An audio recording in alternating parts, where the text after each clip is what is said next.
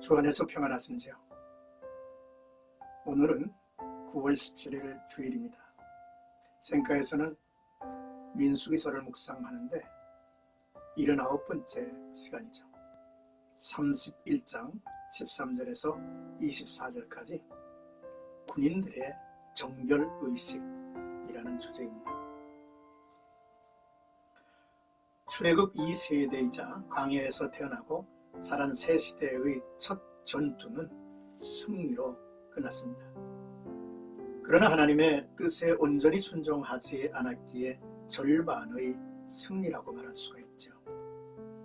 절반의 승리를 거둔 전쟁을 온전한 승리로 만들기 위해 모세는 참전한 군인들에게 정결의식을 행하게 합니다. 하나님의 백성, 진정한 승리는 하나님의 뜻에 온전하게 순종하고 죄를 없이하는 것, 제거하는 것이기 때문이죠. 오늘의 말씀을 묵상하면서 첫째로 가나안 전쟁은 죄악을 심판하시겠다는 하나님의 선전포고라고 하는 사실을 기억해야 합니다. 하나님의 군대가 되어서 승리를 거둔 자라 하더라도 하나님의 뜻에 빗나가 자기의 목을 챙기려 하면 안 된다는 것이죠. 기뻐해야 할 현장이 하나님의 책망으로 부끄러움에 처할 수 있기 때문이죠. 둘째로 죄악의 요소는 철저히 단호하게 잘라내야 한다는 것이죠. 적은 누룩이 온덩이에 퍼지죠. 이스라엘의 공동체를 변질시키기 까닭입니다. 셋째로 하나님은 세 부분으로 구분하여 늘 말씀을 하십니다. 거룩한 것, 정결한 것, 부정한 것, 세 가지죠. 이스라엘은 정결한 백성으로 거룩함에 이르러야 합니다. 정결한 백성이 부정한 것에 접촉하면 부정함으로 정결의식이 필요하다는 것이죠. 오늘 본문의 말씀을 살펴보도록 하겠습니다.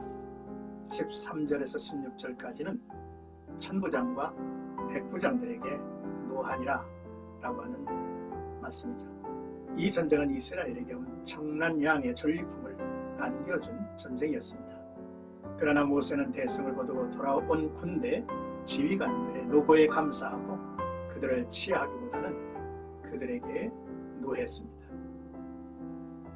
이 전쟁은 적군을 진멸시킴으로써 하나님의 공의를 시행하는 진멸전쟁인데 지휘관들이 이 원칙을 따르지 않았기 때문입니다.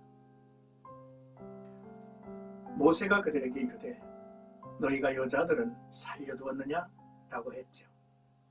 처리되지 않고 남겨둔 죄는 인간을 파멸로 이끌고 갑니다. 눈에 보이지 않는 죄까지 온전히 처리해야만 눈에 보이는 소유가 진정한 축복이 될 것이기 까닭이죠. 17절에서 18절까지는 다 죽이라 라고 하는 내용입니다. 모세의 명령에 따라 남은 죄를 처리하는 절차가 진행됩니다. 남자를 알지 못하는 여자들만 살리고 나머지 포로들은 죽이라는 명령을 내리죠. 현대의 윤리 개념으로 볼 때는 인권을 고려하지 않는 잔인한 명령 같습니다. 그러나 이 명령이 계시하는 것은 죄를 완전하게 처리하여 역사 속에 등장하는 인류 공동체 전체를 보호하기 위한 하나님의 공의로운 시행이죠. 죄의 처리는 단호하고 신속하게 이루어져야 합니다. 그래야 모두가 살죠.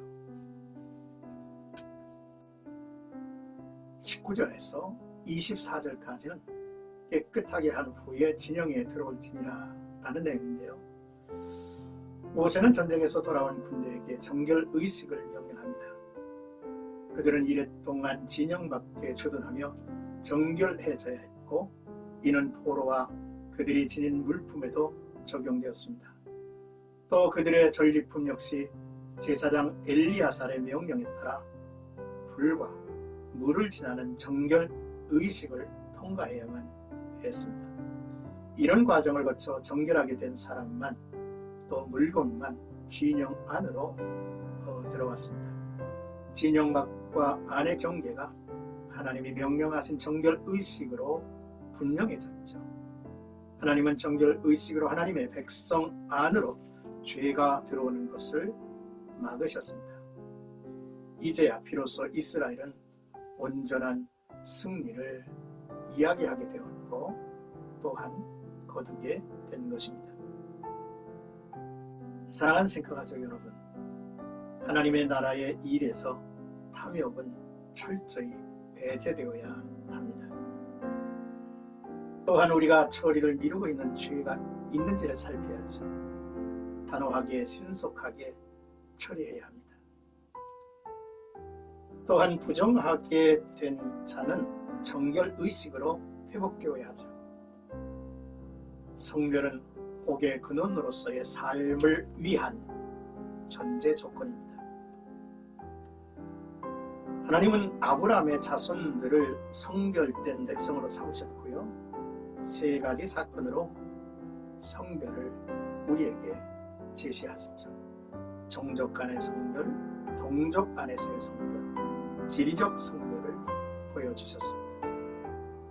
이는 앞으로 아브라함의 자손이 복의 근원으로 이제 세워져야 된다라고 하는 의미가 담겨져 있습니다. 오늘도 나와 여러분들의 삶 속에 하나님 앞에서 성결된 정결함을 받은 구별된 삶을 살아가는 성도들이 되시기를 주의 이름으로 축복합니다.